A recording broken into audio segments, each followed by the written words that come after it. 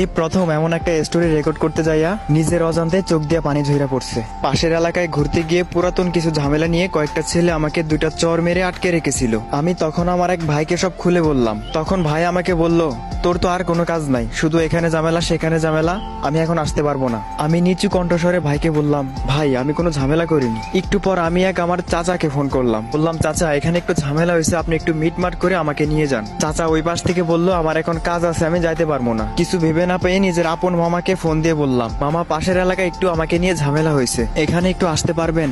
মামা মনে হয় কথাটা শুনে অনেকটা ভয় পেল। তারপর আমাকে বলল, তুমি তো জানোই আমি ঝামেলা টামেলা কম বুঝি, তুমি বরং তোমার বাবাকেই ফোন দাও, ভালো হবে। আমি নিচু গলায় বললাম, বাবাকে বলা গেলে এতক্ষণ আমি আপনাকে ফোন দিতাম না। আমি ততক্ষণে যা বাজার বুঝে গেছিলাম, চেয়েছিলাম বিষয়টা মীমাংসা হোক, তাই এতক্ষণ আত্মীয়দেরকে ফোন দিছিলাম।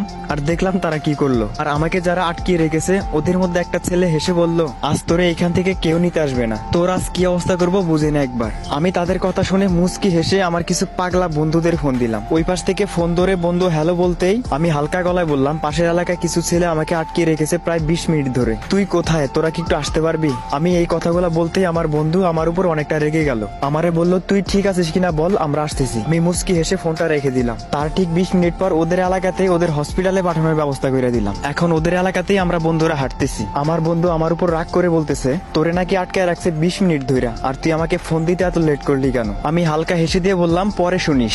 আসলে যাই হোক না কেন, জীবনে বন্ধুর সাথে কোনো সম্পর্কের তুলনা চলে না। আপনার সব রকম বিপদে বন্ধুই আপনার সাথে থাকবে। প্রচন্ড মন খারাপের সময় 2 মিনিট ফোন করে কথা বলার জন্য মানুষ না থাকলে তাহলে আপনি খুবই দুঃখী একজন মানুষ।